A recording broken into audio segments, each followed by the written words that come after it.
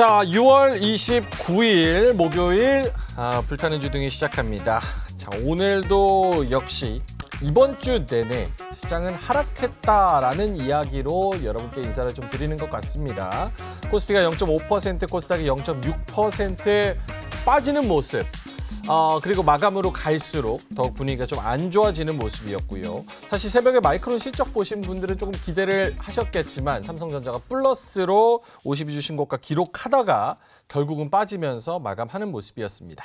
하락 종목이 압도적으로 훨씬 더 많았고요. 투심이 역시 쉽지가 않다 이런 생각이 드는 하루였는데 하반기로 넘어가면서 분위기 전환이 될 수 있을지에 대한 그런 기대감 가지고 이따가 전략적인 이야기 나눠보도록 하겠습니다.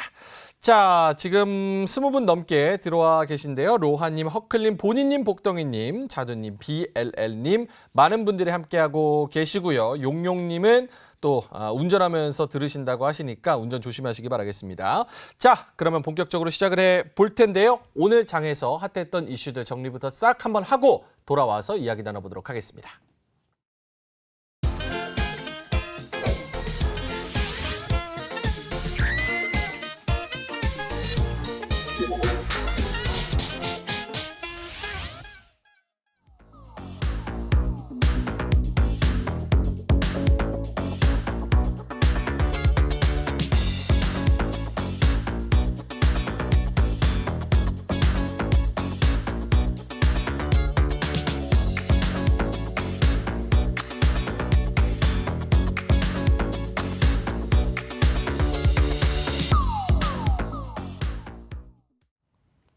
네, 시청자 여러분 안녕하세요. 김재나입니다. 오늘 시장 또 뜨거웠던 이슈를 찾아보는 시간인데요. 또 저희 방송 여러분과 함께하는 시청자 퀴즈 이벤트가 준비되어 있으니 끝까지 방송 집중해 주시기 바라겠습니다. 오늘 뽑은 5가지 핫픽스 중에서 첫 번째 핫픽스 무엇인지 확인해 보시죠. 첫 번째 핫픽스입니다. 오늘 우리 시장에서 장 초반부터 UAM 관련주들이 강세 흐름을 보였죠. 간밤에 뉴욕 증시에서 대표적인 UAM 또 선도 기업으로 뽑히는 조비 에이비에이션의 주가가 40% 넘게 급등한 모습을 보였기 때문인데요. 전기 에어택시 비행 테스트를 시작하기 위해서 연방 정부로부터 또 비행 허가를 받았다는 소식이 있었습니다. UAM 테마의 상승 모멘텀은 국내에서도 힘을 실어줬습니다. 오늘부터 진행되는 글로벌 모빌리티 컨퍼런스의 영향을 빼놓을 수가 없는데요. 국토교통부가 개최해서 세계적인 모빌리티 전문가들의 협력과 교류의 장을 만든다고 합니다. 여기에 UAM 시장의 성장 기대감 속에 특히 오늘 시장은 파이버프로가 가장 눈에 띄었습니다. 장 초반 상한가를 터치하기도 했는데요. 52주 신고가 만들어주면서 오늘은 기관도 8거래일 연속 매수세를 취했습니다. 정부의 또 110대 국정과제에 포함이 되어 있고요. 또 기업들이 미래 먹거리로 삼고 진출하고 있는 만큼 관련주의 흐름 긍정적으로 지켜보시는 게 좋을 것 같습니다. 이어서 두 번째 핫픽스 살펴보시죠. 두 번째 핫픽스는요. 바로 오늘 신규 상장한 CQ젠에 관한 이야기입니다. CQ젠은 핀테크, 보안 관련주로도 묶여있는 종목인데요. 공모가 CQ젠입니다. 공모가 3,000원에서 9,450원으로 마감이 됐습니다. 오늘은 215% 상승한 모습 보여줬는데요. 신규 상장 종목 가격 제한폭이 확대됐기 때문입니다. 시장 상장의 첫날 주가 제한이 원래 따상으로 정해져 있었죠. 시초가는 2배 더블까지 그리고 그 이후에는 상한가 30%까지 제한폭을 적용받았는데요. 이번 주부터는 일괄적으로 공모가의 4배 400%까지 오를 수 있게 됐습니다. 새롭게 적용되는 가격 제한폭으로 시험대에 오르는 첫 번째 종목인 만큼 시장의 관심도 굉장히 뜨거웠는데요. 앞서 기업 공개 과정에서도 기관 투자자 수요 예측과 일반 공모 청약에서 각각 2,000대 1에 가까운 높은 공모율을 보였습니다. 다만 시장이 기대했던 이 400% 잭팟은 터뜨리지 못한 채 실패로 마감을 했는데요. 이 CQ젠의 이른바 따따블이 불발되면서 투자자들은 또 가능성이 있는 다음 주자에 주목을 하고 있습니다. 당장 내일 또 일맥과 알맥과 또 오픈놀이가 코스닥 시장에 발을 들인다고 합니다. 신규 상장주에 관심 있는 분들은 내일 시장도 유심히 체크해 보시면 좋을 것 같습니다. 자, 이렇게 오늘 저희와 함께 또 뜨거웠던 이슈들 체크를 해봤는데요. 지금부터는 저희 주식둥이를 시청해주시는 여러분의 시간입니다. 오늘 또 여러분과 함께하는 시청자 이벤트 퀴즈 하단으로 공개가 되고 있는데요. 하단에 있는 퀴즈의 정답을요, 너튜브 EBC 경제 채널로 들어오셔서 댓글로 맞춰주시면 될 것 같습니다. 정답을 맞춰주신 한 분께는 추첨을 통해서 저희가 방송 중에 당첨자 공개할 예정이고요. 이분께는 모바일 쿠폰을 선물로 드리도록 하겠습니다. 정답 많이 남겨주시고요. 저는 내일장 더 뜨거운 이슈로 찾아뵙도록 하겠습니다.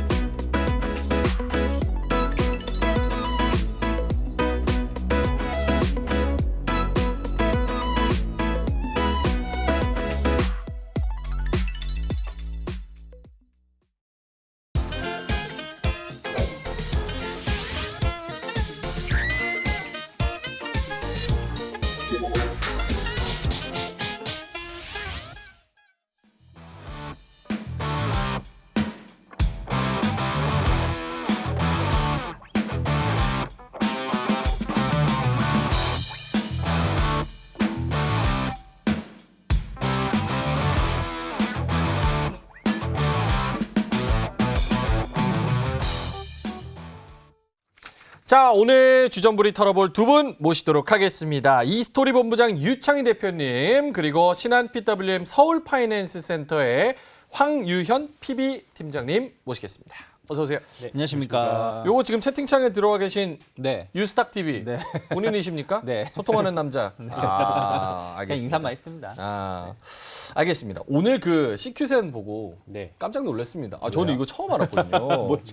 신규 상장 종목이 상장 첫날 공모가의 4배까지 오를 수 있다. 요거 다음 거 상장 종목에도 조금 어느 정도 기대를 해볼 수 있는 부분이 있습니까, 유창희 대표님? 네, 솔직히 이런 거에 우리가 좀 휘둘릴 필요가 있나. 무슨 도박. 재밌잖아요. 이거 재밌잖아요. 오늘 처음 알았다면서. 200% 가는 거 보면 진짜 얼마나 재밌던지.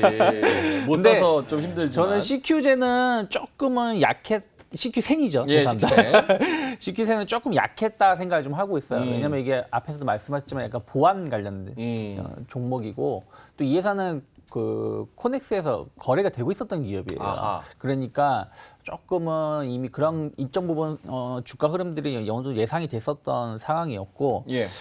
다만 이제 알맥 같은 경우는 이제 이름은 알맥 뭐 이렇게 이스트 소프트 계열사로 느끼시겠지만 배터리 케이스 만드는 회사거든요. 아. 그러면은 이제 시장이 좀 좋아야 되는데, 만약에 이제 전기차라든지 이런 배터리 이슈들은 아직은 살아있기 때문에 그쵸. 조금은 기대해 볼 수 있지 않을까 생각을 하고 있고, 오픈롤인가요? 오픈롤. 네, 오픈롤은 약간 교육 관련된 거라서 이것도 재밌을 것 같아요. 흐름을 조금 볼 필요는 있는데, 이게 말이 400%라는 게 솔직히 쉽지는 않다 말씀드리고 싶습니다. 장중에는 293%까지 올랐었는데 이렇게 CQ센이 한번 뭐 이슈가 되면서 다음 종목들도 조금 기대를 해볼 수도 있겠다, 이런 얘기를 드리겠고, 황유현 팀장님한테는 사실 뭐 마냥 웃으면서 저희가 또 방송을 할 수가 없는 게 이번 주 내내 와, 저는 오늘 마이크론 얘기하고 이따가도 뭐 자세하게 얘기하겠지만, 그래도 삼성전자 가는 거 보면서 좀 턴어라운드 하나 시장 분위기가 이런 생각이 있었는데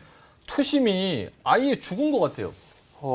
투심이 죽었다라고 판단하기에는 저는 조금 이르다라는 생각이 좀 듭니다. 뭐 몇 가지 생각을 좀 이번 주 많이 했었는데요. 예. 사실 어제 수급 동향 보시는 분들은 어제 좀 놀라셨을 겁니다. 외국인들이 선물을 1조 3천억 정도 매도를 했죠.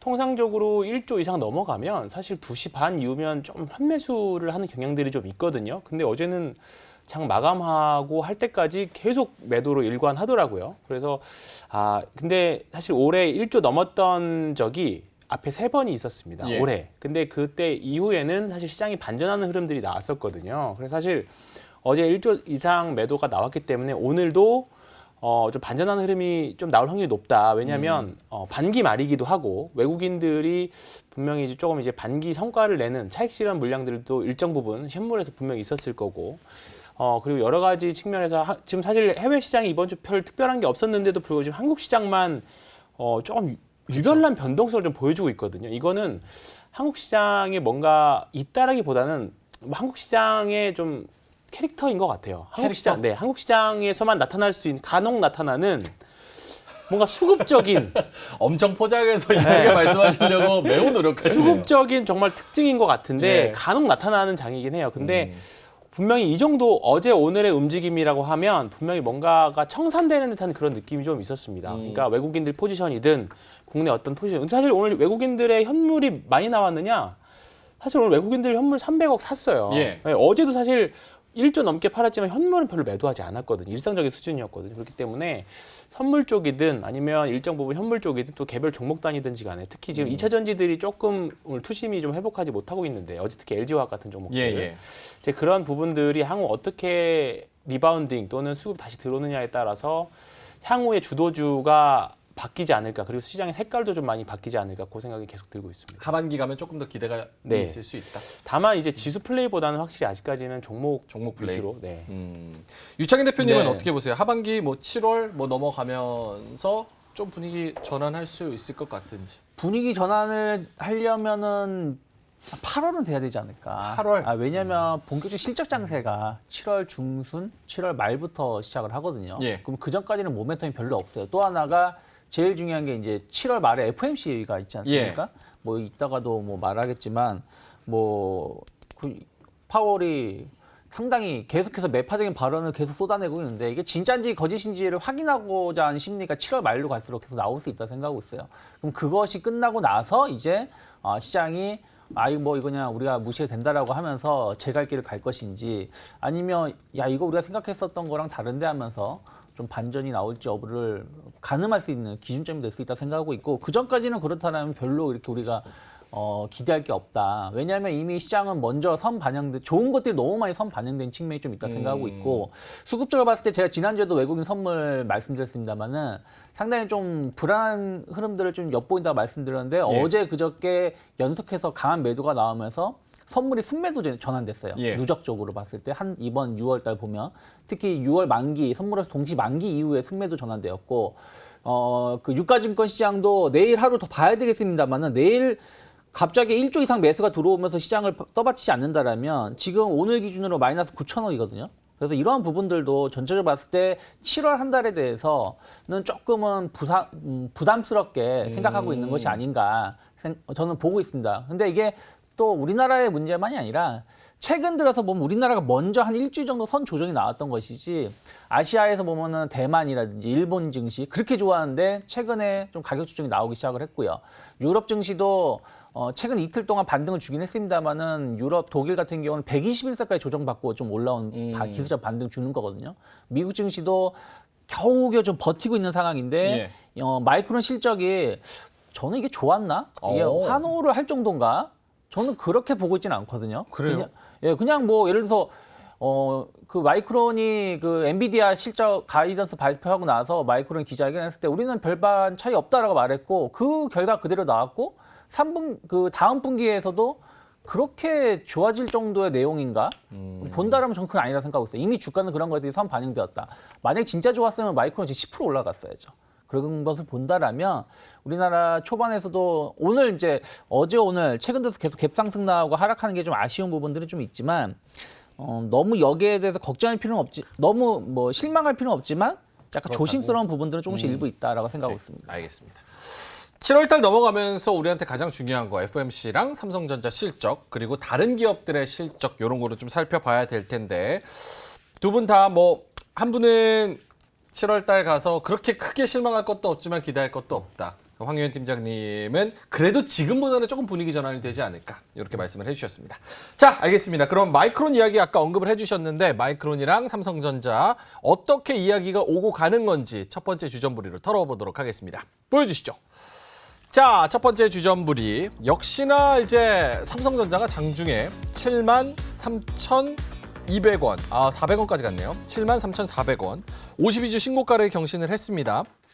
뭐 말씀은 계속 드리고 있지만 삼성전자는 외국인이 계속 사고 있는 그런 상황이고 마이크론 실적이 발표되면서 앞으로 가이던스에 대한 언급 이후에는 삼성전자가 조금 더 힘을 받지 않을까라는 생각을 했었는데 기대감이 컸었나요? 오늘 그렇게 주가 흐름이 결국은 마이너스로 마감이 되는 모습이었습니다. 자, 그럼 두 분의 OX 한번 들어볼게요. 삼성전자 마이크론 실적 힌트 하나 얻었고 여기서 더 갈 수 있을 것인지 OX 한번 들어보도록 하겠습니다. 하나, 둘, 셋 들어주시죠.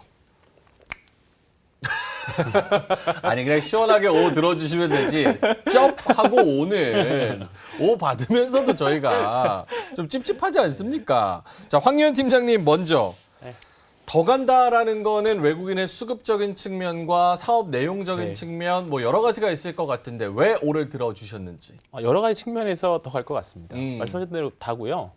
일단은 그 앞서 말씀하셨던 것처럼 한국 시장이 먼저 선제적으로 조정 나왔다는 거는 예. 지금 한국 시장 자체가 먼저 어떻게 보면 전 세계 글로벌 증시에 이거 약간 바로미터 역할을 한다고 하면 약간 좀 오만한 표현일 수도 있긴 합니다만 예. 시장에 뭔가 경기 민감한 나라일 때 특히 한국 시장은 이제 반도체를 생산하는 나라잖아요. 특히 그렇죠. 반도체 가격을 결정할 수 있는 나라이기 때문에 어떻게 보면 지금처럼 반도체의 전망치가 굉장히 오르락 내리락 할 때 좀 선제적인 역할을 하고 있는 것 같거든요. 그러니까 먼저 선제적으로 보정을 받은 거고 마이크론은 마이크론이지만 지금 삼성전자가 치고 가야 다른 나라 반도체 관련 기업들도 저는 올라올 수 있을 거라고 보거든요. 그런 관점에서 보면 그리고 과거에 외국인들 삼성전자 패턴을 보면 1년 사고 1년 오르고 1년 팔고 1년 내리고 그 패턴은 저는 변함이 없다라고 생각을 해요. 대신에 올라갈 때 좀 많이 올라가고 내려갈 때 조금 덜 내려가고 그 패턴을 하기 때문에 삼성전자가 반도체에서 갖고 있는 지위가 약간 다른 나라의 경쟁으로 인해서 뭐 이제 좀 약간 지배력이 좀 내려오지 전까지는 요 패턴은 전 진행된다고 봐요. 그래서 지금 오늘 보니까 35조째 사고 있거든요. 예. 최근 작년 10월부터 그러면 얼마요? 35조. 35조 사고 네. 있다고요? 네, 지금 와. 여기 보시면 작년 10월부터 외국인들이 본격적으로 순매수를 들어왔는데 지금 삼성전자를 지금 금액 기준으로 봤을 때는 35조가 넘었습니다. 와. 그러니까 지금 보면 코스피를 한 20조 좀 덜 되게 샀어요. 전체적으로. 근데 삼성전자를 35조라는 거는 사실 다른 주식은 좀 매도하고 있다라는 개념이잖아요. 그럼 보면 지금 어쨌든 외국인들이 삼성전자 사고 있다는 거는 언젠가 이게 뭐 지분 투자를 하기 위한 게 아니고 예. 결국은 투자 목적일 건데 환율도 1,300원 이상이고 그러면 삼성전자가 예를 들어서 8만 원, 9만 원 정도 갔을 때 좀 되면 환율도 1,200원대로 내려와 있을 거고 분명히. 그러면 지금 외국인들 입장에서는 주가 차익하고 예. 환 차익 그리고 중간중간에 지금 선물을 그래서 크게 의미가 없다고 하는 게 선물은 결국은 3개월짜리잖아요. 물론 로보로보도 하지만 그렇기 때문에 지금 큰 그림에서의 방향성은 큰 의미 없다. 어차피 DDR4에서 5로 전환되는 시점까지는 삼성전자가 아직은 지배력, 하이닉스가 지배력을 갖고 있기 때문에 그런 구간에서는 지금 구간에서 삼성전자 하다. 최소한 저는 사실 지금 조심해야 될 거는 삼성전자가 독주로 가버리면 개별 종목들이 더 안 돼 버릴 수 있거든요. 수급이 글로 네. 쏠려버리네. 지금은 다행히 소부장들도 같이 가는 그림인데 2016년도에는 전자만 움직였었어요. 정말로. 전자가 어느 정도 목에 차니까 그 다음부터 개별주들이 움직였거든요. 그렇기 때문에 지금은 삼성전자 또는 하이닉스 또는 너무 무겁다 싶으면 소부장이라도 한두 종목은 무조건 가지고 무조건 있어야 된다. 가지고 있어야 네. 된다. 오케이, 생각합니다. 알겠습니다. 결국 이게 삼성전자가 뭐 실적에서도 이야기를 하겠지만 2분기가 결국은 이 반도체 사이클 바닥에 딱 바닥점에 있다. 그리고 3분기, 4분기 가면 얼마만큼 턴어라운드 할 거냐 여기에 대한 힌트를 좀 얻고 싶은 것 같은데 네. 오늘 마이크론의 실적을 보면 삼성전자 그런 부분에 있어서 좀 힌트를 얻을 수 있는 부분이 있습니까? 글쎄요, 뭐 마이크론이 3위 업체 아닙니까? 그러니까 3위 업체를 가지고 1, 2위 업체를 구분을 얼마 지을지 여부는 좀 힌트는 일부 되겠습니다만은 마이크론만 본다라면 그러면 삼성전자, 하이닉스 오늘 폭락했어야 돼요. 제 기준이 맞다라면. 왜냐하면 그래요? 나아질 게 없는데 주가는 먼저 많이 올라왔잖아요. 그런데도 버텨줬다는 얘기는 다음 주에 삼성전자 보자. 마이크론은 그냥 뜨뜻미지근한데 끝판왕 삼성전자 잠정 예비 실적 보고 나서 결정하자는 심리가 좀 있었던 것 같습니다. 그럼 제가 그러면 왜 동그라미에 그러냐면 예. 일단 추세를 무시할 수는 없다라고 보고 있어요. 추세. 네, 왜냐하면 삼성전자가 올해 조금 변화가 되고 있는 거는 차트상으로 본다면 작년 11월 달, 12월 달 조정이 나올 때 가격 조정이 나왔었고요. 올 2, 3월 달도 가격 조정이 나왔었는데 4월 달, 5월 달은 기간 조정만 나왔습니다. 그리고 이번 달도 정말로 짧은 기간 그 진폭이 없다시피 옆으로 누우면서 기간 조정이 나오면서 신고가 행진을 보여주고 있어요. 예. 그리고 거기다가 앞에서 말씀하신 것처럼 외국인들 수급이 계속해서 들어오고 있다는 것이죠. 이게 좋을 수도 있고 안 좋을 수도 있는데 말씀하신 것처럼 삼성전자를 30조를 넘게 샀는데 우리나라 순매수가 30조가 안 돼요. 그러면은 무차별적으로 국내 주식을 팔았다는 얘기도 되는 거거든요. 그렇죠. 하이닉스도 꽤 매수를 했기 때문에 그런 측면에서 본다라면 어쨌든 수급이 이쪽에 쏠리고 있는 부분들이 다른 게 별로 매력적이 없는 것인지 아니면 시장을 좀 방어하기 위해서 어떤 삼성전자만 매수하는 건지를 좀 봐야 되지만 어쨌든 조금 더 긍정적인 해석을 하니까 매수를 해준다 생각하고 있고 그러면 삼성전자가 제한된 흐름들이겠습니다만은 주가 자체가 이번에 잠정 실적 발표하면서 긍정적 해석을 한다라면 한 7만 원 중후반까지 추가적인 상승도 가능하다 보고 있어요. 그렇기 때문에 그러면 삼성전자에 대해서 긍정적으로 흐름들이 좀 이어진다는 전제하에 네. 삼성전자를 매수할 게 아니라 소부장주들 오늘도 반도체 관련된 종목도 나쁘지 않았거든요. 네. 뭐 그런 부분들이 최근에 고점을 돌파시켰거나 고점을 돌파를 좀 시도하고 있는 기업들이 몇몇 있습니다. 그럼 이런 종 기업들에 대해서 조금은 관심을 가져볼 수 있는 다음 주에 조금 관심을 가지면서 접근해 볼 수 있는 기회가 되지 않을까 판단하고 있습니다. 오케이. 일단은 실적을 좀 확인해야 되는 부분이 있고 지금 윤창희 대표님은 추세적으로 요 흐름을 무시할 수는 없어서 네. 5를 들어서 더 간다는 그런 말씀을 해주셨습니다. 결국은 진짜 신중하게 이제 나오는 실적까지도 확인해서 얼마만큼의 자신감을 가지고 있느냐 그 부분은 좀 확인해야 될 것 같다. 알겠습니다. 혜연이님께서 전자랑 하이닉스는 조금 오르고 소부장이 많이 가는 장이 좋은데 이렇게 말씀을 해 주셔서 황현 팀장님, 요 네. 삼성전자가 이 정도 버텨주고 조금 더 갈 수 있다고 하면 네. 다른 소부장들도 같이 이렇게 다 같이 따라가는 장세 계속 이어질까요? 그럼요. 일단은 단순하게 뭐 반도체 업황이 좋아진다라기보다 이제 DDR4 요즘 많이 나오는 HBM과 관련된 내용들 올라가는 예. 거거든요. 그러면 새로운 신기술이 들어가고 장비 수의 교체 수가 있기 때문에 그렇기 때문에 지금은 소부장들이 좀 더 강한 수요가 있다라고 봅니다. 그러니까 새로운 수요들이 발생하는 거기 때문에 그렇기 때문에 지금은 소부장 쪽에서 보는데 오히려 지금 밑에서 있는 소부장들 좋긴 하지만 예. 결국은 오늘도 보셔서 이수페타시스 같은 종목들 보셔서 아시겠지만 결국은 가는 놈이 가는 간다? 주식들이 더 가는 양극단의 장세. 그러니까 그 외에 지금 보면 오늘 S-오일도 그렇고요. 뭐 다른 종목들, 그러니까 지금 하락 추세 여기서든 반등이 나오겠지라고 생각했던 종목들은 거기 더 밀려버리고 올라가는 종목들은 이게 더 간다고 생각하는 종목이 더 가거든요. 그러니까 그런 장세들이 지금은 당분간은 펼쳐질 수 있을 것 같습니다. 다만 그게 어려운 네. 것 같아요. 이게 가는 놈이 더 가니까 네. 사실은 루닛도 그렇고 에코프로도 그렇고 그렇죠. 네. 저 밑에서 제가 비싸다 이거 많이 올라왔다 이런 얘기했는데 거기서 막 2배, 3배 그렇죠. 막 더 가버리니까 네. 이 가는 놈이 더 가는데 어디가 고점인지를 모르는 상황에서 전략적으로 그런 거에 탑승하려면은 어떤 전략 가지고 좀 올라타야 됩니까? 저한테 질문 네네. 하세요. 저는 일단은 거래량이 조금 평균적으로 좀 줄어 있는 상태는 일단은 버티거나 사볼만 하다고 생각합니다. 거래량이 좀 줄어 있는 상태네. 네. 근데 저희가 잠시 뒤에 뭐 이수페타시스 얘기를 네네. 할 거죠. 거기서 한번 저는 말씀을 좀 드려보려고 이따가 네. 이수페타시스 할지 안 할지 모르겠는가요? 시간이. 그런 말씀드리면 네. 이수페타시스가 사실 오늘 이제 결국은 오늘 좀 강하게 올랐거든요. 예. 근데 최근에도 강하게 계속 좋은 흐름을 보여줬지만 오늘 거래 대금을 보시면 7,400억 정도가 나왔어요. 거의 역대 최고치가 나왔고 뭔가 쫙 불을 뿜어내면서 뽑아내는 이제 이건 제 경험이기는 합니다만 예. 그런 느낌이 나왔거든요. 근데 사실 이러면 좀 조심은 해야 되기는 합니다. 이게 왜냐면 고점에서 많이 산 신호도 되긴 하겠지만 누군가는 많이 파니까 누가 받아준 거거든요. 예. 근데 대부분 이런 정도의 상승과 하락은 개인 투자자가 만들어낼 수 있는 건 아니고 그동안 밑에서부터 갖고 있었던 기관 투자자나 외국인 투자들이 만들어낼 수 있는 거래량 흐름이거든요. 예. 어제 이루다라고 하는 종목이 약간 그렇게 흐름이 나왔어요. 이루다를 보시면 어제 거래 대금이 조금 많이 나왔습니다. 그러니까 오늘 바로 상대적으로 반도체 쪽으로 몰려서 그러지는 몰라도 상대적으로 좀 강한 하락이 나왔는데 이수페타시스가 이런 흐름이 나왔다는 거는 저는 이제 조금 지금부터는 기판 쪽은 조금 다른 소부장 중에서 조금 이제 보수적으로 봐야 되겠다. 아, 좀 조심하자. 네, 뭐 당장 매도하라 뭐 그런 거보다 언제든지 추세 꺾어질 수도 있으니까 지금부터는 신호들이 제가 보기엔 나왔거든요. 그렇기 때문에 지금부터는 언제든지 추세적으로 트레일링 스탑을 하는 그런 전략들은 좀 계속 가지고 있어야 될 것 같습니다. 아무래도 손절가에 대해서 좀 민감하게 좀 생각을 가져가는 네. 그런 전략, 그렇죠. 네, 맞습니다. 그런 것들이 네. 중요한 것 같고 유창희 대표님은 어떻게 보시는지 삼성전자 조금 더 추세적으로 더 간다고 하면 소부장들 다 같이 갈 수 있는 장 하반기에 좀 기대해 볼 수 있는 건지. 뭐 하반기는 모르겠습니다만은 뭐 3분기만 본다라면 3분기만 보면. 3분기만 본다라면 충분히 아직까지는 좀 더 시세가 나올 수 있다. 음. 만약에 뭐 시장이 무너진다라면 다 죽는 거겠죠. 다 죽는 거지만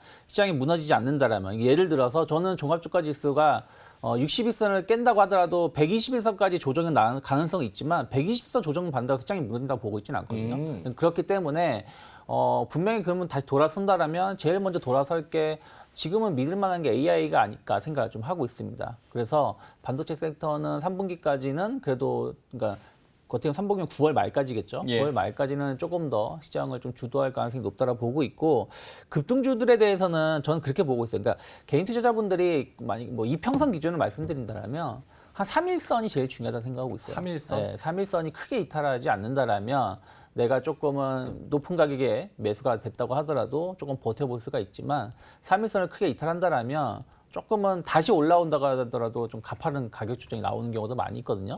그리고 중요한 건 그거 같아요. 많은 개인 투자자분들한테 상담을 받아보면 그러니까 손절을 잘 못하시는 거예요. 손절을? 네.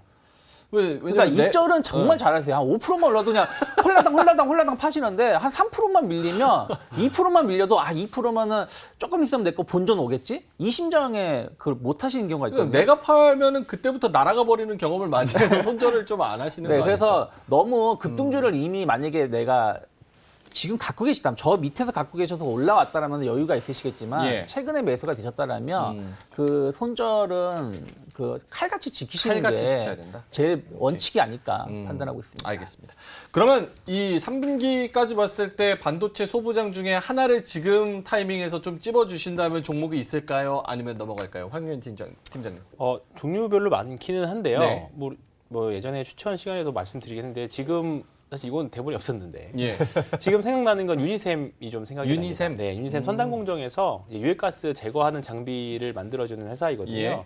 뭐 제가 앞서 말씀드렸던 거는 사실 뭐 가는 말에 올라타라 그런 말씀드렸는데 그렇게 네. 생각하면 사실 뭐 지금 PSK나 네. 뭐 유진테크나 뭐 그다음에 뭐 TEMC나 뭐 HPSP나 종목들 많은데 이게 너무 부담스럽다 하는 종목들에 대해서 조금 제가 설명드린 게 유니셈 같은 종목들입니다. 깔아놓고 좀 기다리자라는 네, 네. 종목. 요즘에는 왜냐면 그 소부장들도 그러니까 반도체 장비라고 다 가는 게 아니라 소부장이라 다 가는 게 아니라 그 안에서 또 순환매가 돌거든요. 그렇기 때문에 뭐 그런 관점이라고 하면 유니셈도 한번 관심 가져보시면 좋을 것 같습니다. 뭐 검색해 보면 삼성전자 투자 확대 더 볼 수 있다. 뭐 이런 얘기들이 많이 있네요. 유니셈 알겠습니다. 그러면 가는 놈이 더 간다에서 좀 봐주실 종목은 네. 있을까요, 네. 유창희 대표님? 뭐 비슷하게 보시다 보니까 PSK를 조금 관심 있게 최근에 보고 있습니다. PSK. 그러니까 가는 놈이 더 가는 게 맞는데 그 가는 놈이 좀 너무 많이 가는 애들이 많아요. 그럼 이제 가려고 준비하고 있는 애들이 PSK가 아닐까 생각을 좀 하고 있어요. 무슨 말이냐면 PSK 최근에 이제 반도체 관련된 기업들을 좀 보신다라면 예를 들어서 뭐 HPSCP를 그냥 대표적으로 설명해 드린다라면 예. 지난 3, 4월 달 고점을 돌파시키면서 더 올라갔었죠. 이렇게 올라가는 기업들이 있고 반대로 PSK처럼 이제 3, 4월 달에 고점 돌파했는데 이번에 돌파 못하면서 뭔가를 기다리고 있는 애들이 좀 있습니다. 근데 PSK 홀딩스는 엄청 급등세를 보여줬었어요. 예. 주가를 보면. 그러면 PSK 역시 마찬가지로 같이 준비를 하고 있는 걸 본다라면 충분히 저는 고점 돌파를 기대해 볼 수 있지 않을까 판단하고 있고 그러면 일단은 제가 보는 관점에서는 한 26,000원 정도까지는 무난하다라고 무난하다. 보고 있습니다. 그리고 아직 갈지 않았고 가려고 하고 있다라는 거. 다만 이런 기업들은 좀 손절가를 좀 잘 지키셔야 된다는 생각하고 있는데 저는 한 21,000원 혹은 2만 원 정도까지 예. 좀 여유롭게 본다고 한다라면 2만 원 정도까지는 박스권 하단입니다. 이 기업의 최근 3, 4개월 동안에. 그러면 2만 원을 크게 이탈하지 않는다라면 조금 분할 매수 해볼 수 있는데 지금 23,000원이니까 손절가를 너무 높게 잡기보다는 한 21,000원 혹은 21,500원, 21,000원 정도를 놓고 대응해 보시면 좋지 않을까 판단하고 있습니다. 알겠습니다. 자, PSK 그리고 아까 유니셈, GST도 네. 물어보시는 분이 계셔가지고 비슷합니다. 네? 네, 유니셈하고 비슷한 가스 제거 장비 업체예요. 저희 소위 말로 가스통이라고 저희끼리 가스통, 네, 그렇죠. 부르죠. 사실 이게 더 이게 더 좋네요. 좋습니다. 사실. 근데 왜냐하면 이런 데서 말씀드리기 거래액이 좀 작아요. 그래서 조금 조심스러운 종목입니다. 왜냐하면 좋기는 요게 좀 좋다. 근데 이게 거래량이 좀 작기 때문에 조그만 돈 가지고도 이게 엄청 왔다리 호가가 갔다리 왔다 할수 갔다 하기 있으니까. 때문에 좀 공식적으로 말씀드리기 좀 어려울 것 같습니다. 좋다는 거는 사업 내용이 좋다는 거 아니면 주가상 그런 수익 둘 다, 둘 다 합니다. 네. 그래요. 두 개 중에 하나 정도, 네. 언급하시기가 좀 네, 그렇습니다. 껄끄러운 네. 부분이 위험한 있어서. 시기니까. 네.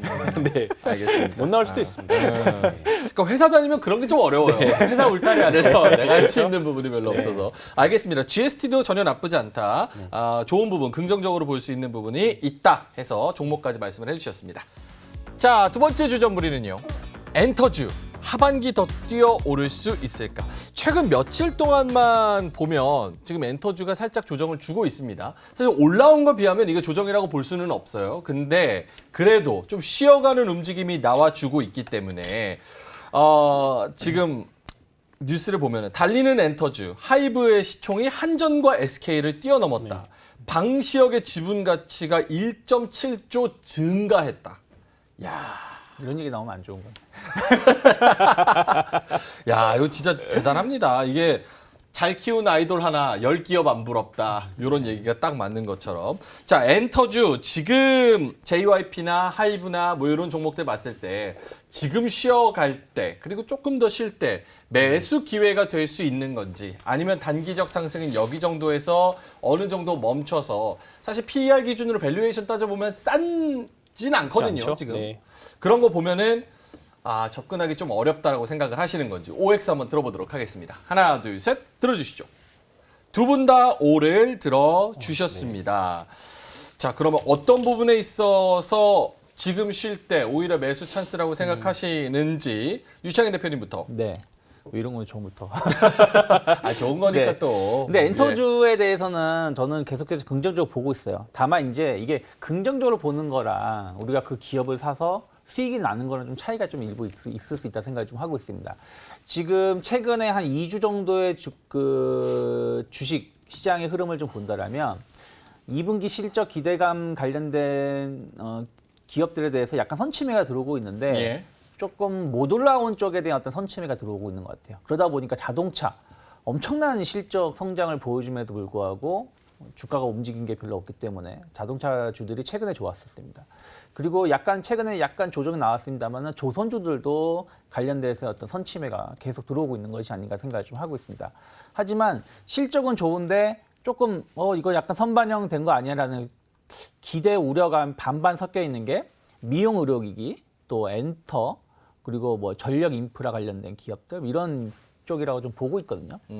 근데 이런 기업이 또 실적이 발표하고 나면 또 주가가 치고 나가는 경우가 많이 있어요. 그러니까 무슨 얘기냐면 주가가 좀 많이 오르다 보니까 많이 오른 거 아니냐라는 어떤 우려감들 때문에 차익선 매물이 나오지만 막상 또 실적 뚜껑 열고 나면 그게 아니었네라는 좀 인식이 나오고 있거든요. 그리고 엔터에 대한 어떤 그 컨텐츠 우리나라 한류의 성장 모멘텀은 뭐 지난주에도 나와서 잠깐 말씀드렸습니다만 네. 여전히 저는 유효하다? 유효하다라고 보고 있어요. 그러면 지금 당장 뭐 JYP 엔터테인먼트라든지 하이브라든지 SM을 매수하는 건 조금 아닌 건 맞아요. 왜냐하면 그래요? 추세가 어쨌든 당장 추세를 무시할 수는 없는 거거든요. 약간의 흘러내리고 있는 부분들이 좀 있기 때문에 여기서 무리하게 매수를 해서 하는 것보다는 좀 조금 지지선을 좀 확인하는 게 맞다. 그러면 고점에서 최상단 고점에서 매수해서 조금 손실을 보고 계신 분들은 지금 어설프게 추가 매수를 하는 거 아니다 생각하고 있습니다. 그분들도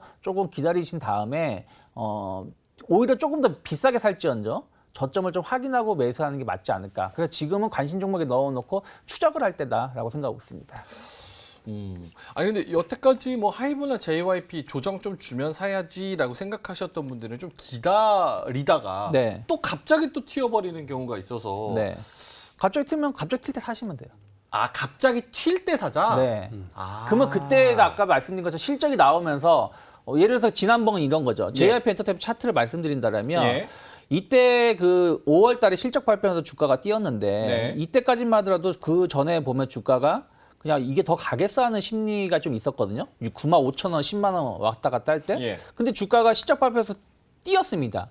뛰고 나서 바로 주저앉은 게 아니라 더 올라갔었다라는 거예요. 더 올라 한 13만 원대까지 더 갔다가 그 다음부터 조금씩 흘러내렸던 부분들이기 때문에 저는 그런 이슈가 나왔을 때는 한 번 더 사도 되지만 일단 그런 이슈를 기다리고 있는 상황이니까 그 전에는 조금 바닥을 확인할 때까지 기다리는 게 맞지 않을까 판단하고 있습니다. 알겠습니다. 황효연 팀장님은 왜 오를 들어주셨는지요?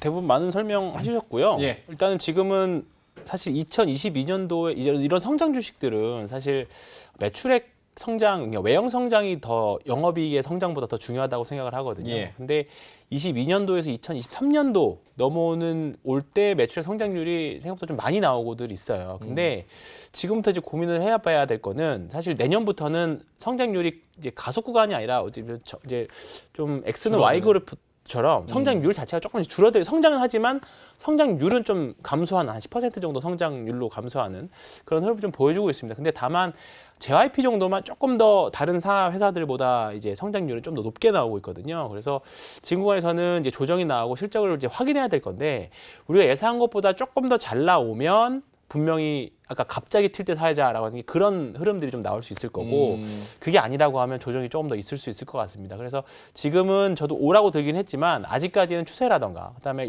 거래량 같은 지표들을 봤을 때 아직까지는 가지고 계시다라면 일단은 홀드 정도는 될 것 같고요. 네.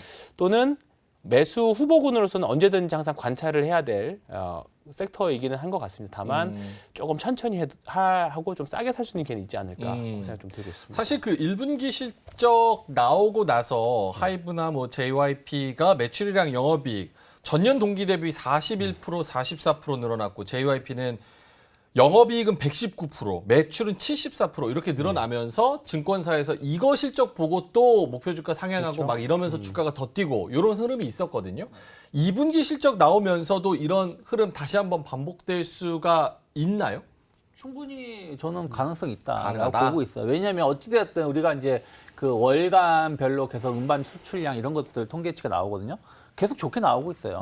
그러면 뭐 약간 뭐 그전보다는 1분기보다 조금 줄어들 수도 있겠습니다만 3, 4분기로 해서 더 늘어날 수 있다는 어떤 기대감들은 예. 충분히 주가를 올릴 수 있는 원동력은 된다. 그러니까 어쨌든 지금 시장에서 이렇게 성장 모멘텀을 가지고 있는 섹터가 많지가 않아요. 그러면 그거에 대한 어떤 프리미엄은 조금 더 줄 수 있지 않을까 판단하고 있습니다. 요거는 어떻게 생각하세요? 사실 뭐 가는 놈이 더 간다 앞에서도 이야기했지만 하이브도 그렇고 JYP도 지금 트레일링 PER은 48배. 네. 포워드로 땡겨도 33배거든요. 네.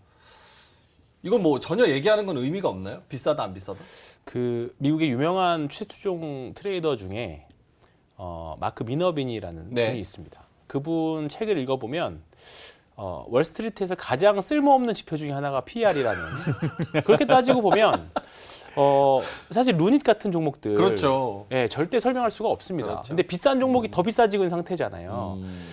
그렇기 때문에 사실 PER은 보시는 분에 따라 다를 수 있기는 합니다만 특히나 예. 성장률을 이야기할 때는 이게 뭐 PER이 50배짜리일 수도 있고 그러면 제약바이오에 있는 100배짜리 이상의 종목들은 또 해석이 안 되는 거기 때문에 PER은 저도 참고는 합니다만 주가를 사고 팔 때 그렇게 큰 영향을 저는 미치지 않는다 이렇게 생각하고 있습니다. 그러면 요런 종목들, 요런 류의 네. 성격의 종목들을 볼 때는 추세 꺾이는지 그 흐름 보는 게 제일 중요하겠네요. 그렇죠. 왜냐하면 시장에서 계속 주목을 하고 있는 것 자체가 주가를 끌어올리는 거 아니겠습니까? 주식이라는 게 다들 말하지만 미인주 선발대회라고 네, 하기 미인 선발대회. 때문에 아직까지는 인기 투표. 예, 지금은 인기 그 후보군에서 벗어나진 않았다라고 보고 있습니다. 알겠습니다. 요거 빠르게 시간이 없어가지고 종목만 빨리 받고 넘어갈게요. 네. 유창희 대표님부터 종목 하나 주신다고 하면 엔터주 중에서 저는 뭐가 엔터주 제일- 중에서 본다라면 엔터 4사보다는 YG 플러스. YG 어쨌든 그 밑에 플러스? 사업, 네, YG 플러스. 그 너무 밑에서 비슷해. 사업을 같이 하고 있고 네. YG 플러스는 그런 것들이 저는 전혀 반영이 안 됐다 생각 좀 하고 있어요. 기업의 재평가가 이루어진다라면 충분히 YG 플러스가 하반기에 기대해 볼 수 있지 않을까. 주가도 최근에 무너진 게 없이 계속 버텨주고 있다는 것 자체는 아직은 전 기대하고 있고 한 10,000원 정도까지 목표가 저는 열어놓고 있습니다. YG 플러스. 못 가는 거는 반영이 100% 이렇게 다 정비례적으로 안 되는 건 이유가 있어서입니까? 아니면 시간의 문제입니까? 뭐 이유가 있는 것도 있고 또 하는 건데 YG 그룹 자체가 조금 이유가 있어서 못 갔었던 게 있었고 그런 것이 약간의 저평가를 받았던 것도 일부 있다라고 보고 있습니다. 알겠습니다. YG 플러스 1분기 영업이익 92억 역대 최대 뭐 불핑 투어 뭐 이런 얘기도 나오고 있네요. 알겠습니다. YG 플러스 목표가는 10,000원 정도? 네. 목표가 10,000원, 손절가는 6,000원, 시초가 매수 이렇게 말씀을 해주셨네요. 황희연 팀장님은 하나 주신다면요? 저는 엔터는 엔터인데요. 드라마 제작사 펜엔터테인먼트 좀 말씀드리고 싶습니다. 드라마 제작사. 요즘 사실 스튜디오 드래곤도 좀 말이 많고 사실 드라마 제작사들이 히트작이 나와도 좀 튀지 못하고 있는데 펜엔터테인먼트 같은 경우에는 올해 좀 기대작들이 좀 많이 있습니다. 특히 하반기에 제주도 방언으로 이제 폭삭 소가수다라는 이제 수고 많았습니다라는 뜻인데 이제 아이유하고 박보검님이 이제 주연으로 나오는 이제 테드폴 드라마가 좀 준비를 좀 하고 있고요. 올해 영업이익 개선 매출의 개선폭과 영업이익 개선폭이 굉장히 좀 크게 나오고 있는 종목입니다. 다만 이제 여러 가지 이슈로 인해서 좀 시장에서 좀 아직 미인대 선발대에서 인기투표에서 아직 선발을 못 받고 있다.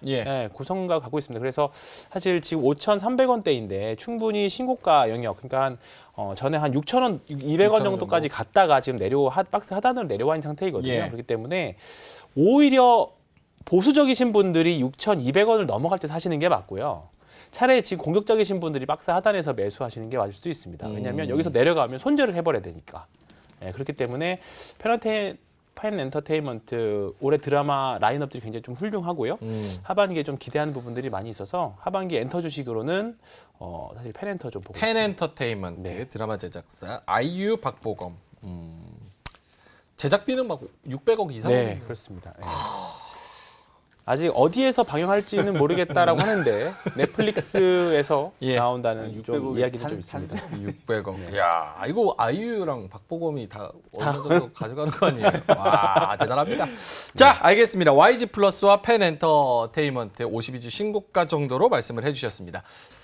2차 전지 양극재 분석 표준화, K배터리 글로벌 경쟁력 강화. 뭐 요거는 그러니까 뭐 그런 얘기를 한 거예요. 산업부 쪽에서 양극재 만들어내는 거 이게 업체마다 다 기준 자체가 달라서 품질이 일정하게 관리가 안 된다. 그래서 이 분석 방법을 표준화하는 걸로 추진한다. 근데 이게 무슨 크게 영향이 있는지 저는 잘 모르겠거든요. 근데 일단은 이게 뭡니까? 배터리 좋은 건지 안 좋은 건지. 앞으로 배터리 지금 어쨌든 투심 자체가 좀 안 좋으니까 배터리 기업들이 다시 갈 수 있을지 OX 한번 들어보도록 하겠습니다. 다시 간다? 자, 조만간 7월에 힘내서 쫙쫙 좀 주도 섹터 역할을 할 수 있다. OX 하나, 둘, 셋 들어주시죠. 알겠습니다. 시간이 많지 않습니다. 황희연 팀장님.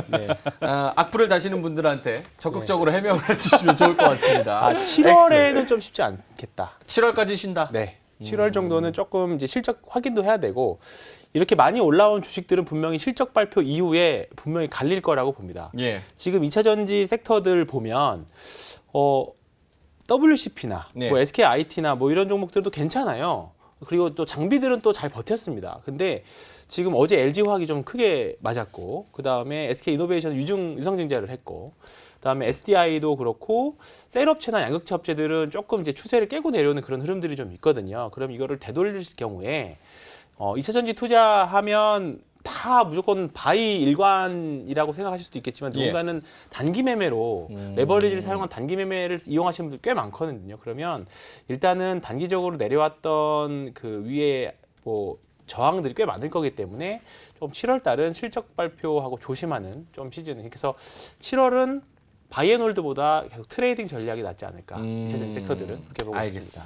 네. 7월은 전반적인 분위기로 봤을 때는 7월 좀 지나야 되고 종목 장세를 개별 종목을 본다면은 뭐 노릴 수 있는 것들이 있다. 네. 유창희 대표님은 왜 네. 오를 들어주셨습니까? 저도 비슷한 의견이에요. 그러니까 어쨌든 지금 2차 전지 섹터가 완벽히 죽어버리면 안 돼요. 네. 그러면 그렇죠. 시장 자체가 네. 죽는다는 그렇죠. 것이기 때문에. 그래서 약간 희망 섞인 부분도 있고 두 번째는 오늘도 보면 2차 전지 관련된 기업들이 많이 하락했지만 또 새로운 기업이 또 상승을 또 하는 부분들도 있습니다. 그러니까 2차 전지도 이제는 지난 연초처럼 에코프로하고 뭐 금양이라든지 일부 기업만 오르는 게 아니라 그 안에서 이들이 쉬어갈 때 그 안에서 또 다른 옥석 가리기가 나오고 있다는 거 참고하면 종목을 어떻게 선별하는지가 제일 중요하지 않을까 판단하고 있습니다. 알겠습니다. 자, 그러면 두 분 2차 전지 관련해서도 뭐 그거는 다 공감하는 바입니다. 2차 전지 섹터가 죽으면 안 되죠. 뭐 물론 잠깐 쉬더라도 죽으면 절대 안 됩니다. 그리고 개별 종목으로는 노려볼 수 있는 종목들이 있다. 요거는 그냥 제가 종목명만 얘기할게요. 유창희 본부장님은 펜트론 목표가 2만 원 말씀해 주셨고, 그리고 황유현 팀장님은 WCP 목표가는 52주 신고가 이렇게 말씀을 해 주셨습니다. 펜트론이랑 WCP 하나 더 있어, 하나 더 있어. 비추로셀도 하나 더 있어요. 비츠로셀? 비츠로셀도 있네요. 네. 유창희 본부장님, 비츠로셀. 욕심쟁이네요. 두 종목은. 요게 오케이. 좀 더 좋아 보여요. 요게 좀 더 좋아 네. 보인다. 알겠습니다. 참고하시면 좋을 것 같습니다. 이로운 경제 채널 EBC